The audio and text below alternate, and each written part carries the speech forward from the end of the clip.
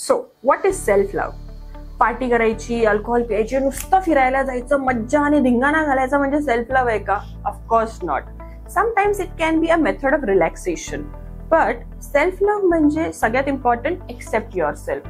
आपण आपले सगळे पॉझिटिव्ह पॉइंट्स एक्सेप्ट तर करतो, पण what about are negative points? म्हणजे माझी हाईट छोटी आहे, केसांचा टेक्स्चर ठीक नाहीये, मी जरा जास्तच गोरी आहे, मला इंग्लिशच बोलता येत नाही.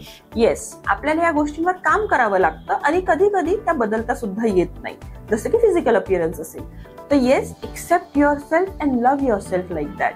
दुसरी गोष्ट म्हणजे रिस्पेक्ट युअर सेल्फ. एखाद्याने आपली तारीफ जर केली ना, की अरे तू प्रोजेक्ट खूप छान केला होता, तर आपण लगेच काय म्हणतो, अरे पण ते ना थोडंसं राहूनच गेलं होतं.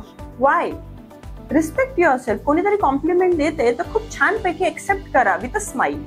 आणि सगळ्यात इम्पॉर्टंट, फॉरगिव्ह युअर सेल्फ. काय होतं ना, चुका सगळेच जण करतो, तुम्ही करता, मी करते, सगळे करतात. बट वी आर ह्युमन्स, आपण चुका करणारच आहोत, त्यातनं शिकायचं. Forgive your self and let's move ahead.